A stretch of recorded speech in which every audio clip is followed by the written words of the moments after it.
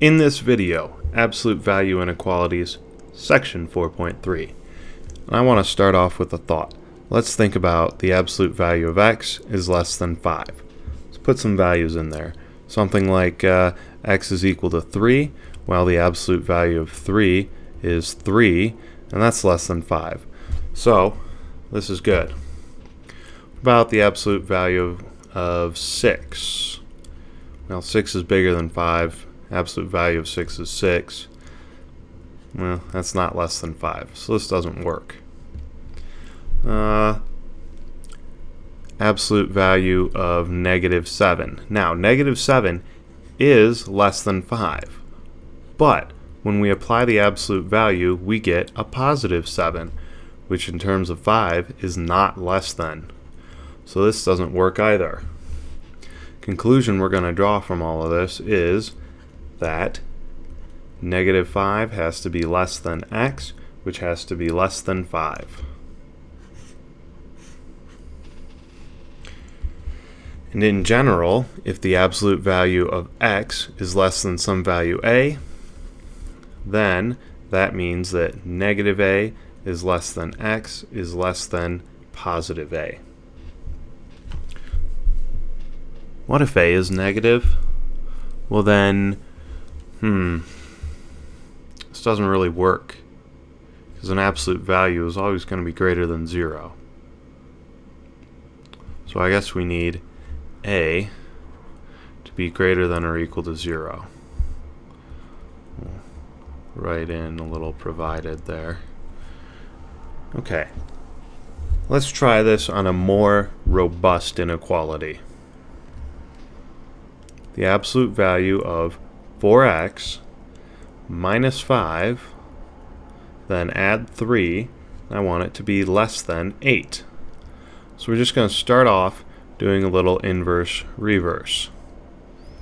Add 3 to both sides. Excuse me, subtract 3 from both sides. Now, we need to consider, just like we did over here, the stuff inside the absolute values has to be greater than negative 5, less than a positive 5.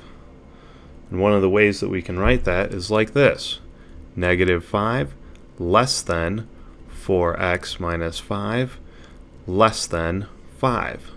So when I add 5 to get rid of that negative, I have to do it over here and over here. We'll just fill in the rest of this inequality about that.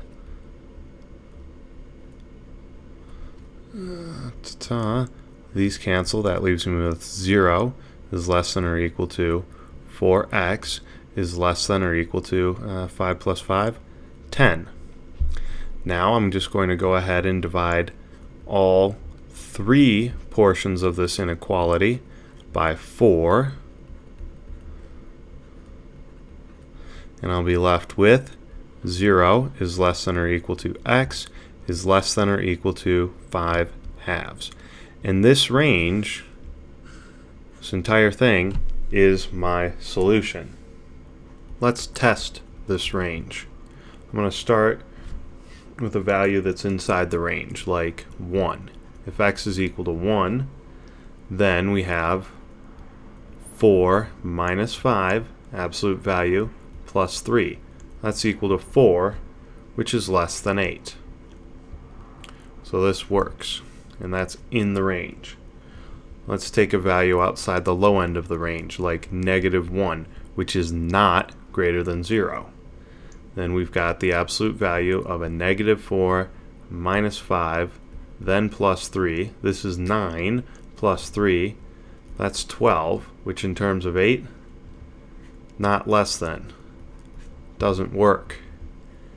And what if x is equal to 3, which is 6 halves, something outside the top end, not less than 5 halves?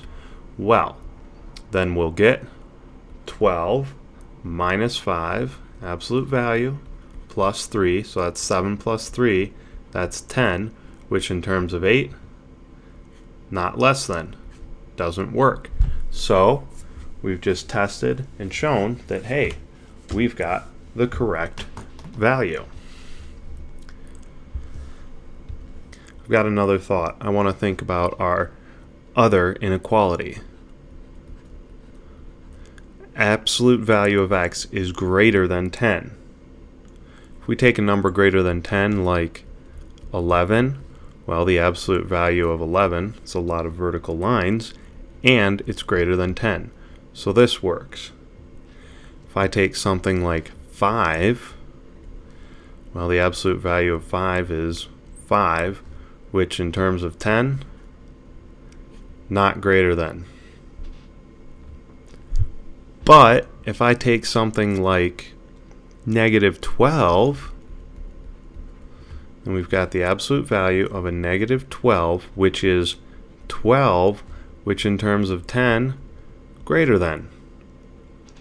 So the range of x that satisfies this is x has to be greater than 10, or x can be less than a negative 10. Compared to what we were doing previously, we had an AND relationship. This is an OR relationship. I need to satisfy this condition or that one. So let's look at an example of this.